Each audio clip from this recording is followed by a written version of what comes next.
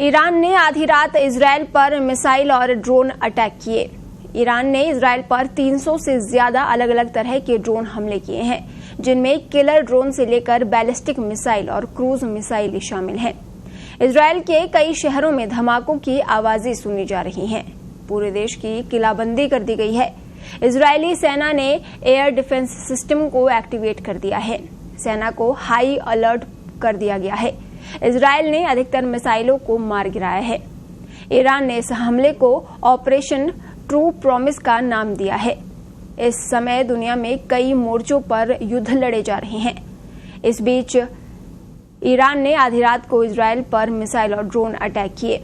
Iran ने Israel पर 300 से ज्यादा अलग अलग तरह के ड्रोन हमले किए, जिनमें किलर ड्रोन से लेकर बैलिस्टिक मिसाइल और क्रूज मिसाइलें तक शामिल हैं। जेरूशलेम सहित इजरायल के कई शहरों में धमाकों और सायरन की आवाजें सुनी जा रही हैं। पूरे देश की किलाबंदी की गई है। इजरायली सेना ने एयर डिफेंस सिस्टम को एक्टिवेट कर दिया है। सेना को हाई अलर्ट किया गया है। कहा जा रहा है कि ईरान अगले कुछ घंटों में इजरायल पर और ज्यादा मिसाइल अटैक कर सकता है। इजरायल पर अंधाधुंध हमले कर रहे ईरान ने दो टूक कहा है कि ये इजरायल के लगातार किए जा रहे उसके अपराधों की सजा है।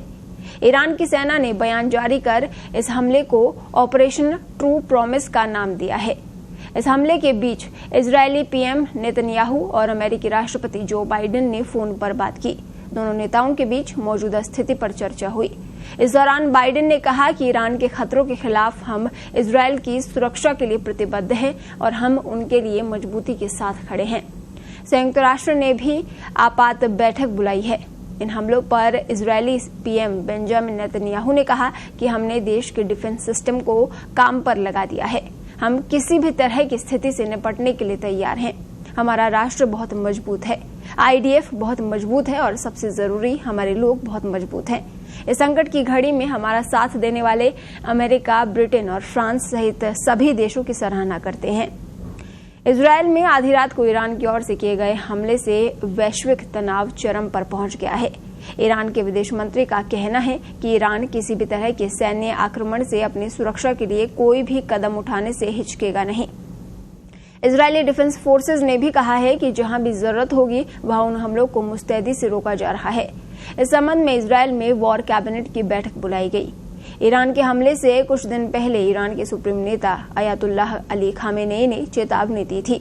उन्होंने कहा था कि इजरायल को सजा मिलेगी, इजरायल की दुष्ट सरकार को दंडित किया जाएगा।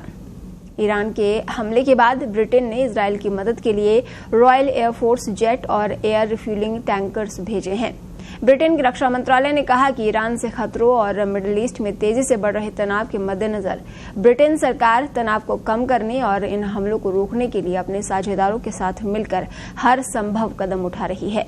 हमने कई अतिरिक्त रॉयल एयरफोर्स जेट और एयर रिफ्यूलिंग टैंकर्स इजरायल की ओर भेजे हैं। ईरान के हमले के बाद अमेरिका खुलकर इजरायल के समर्थन में आ गया है। इजरायल पर ईरान के हमले के बाद मिडिल ईस्ट में तनाव बढ़ गया है।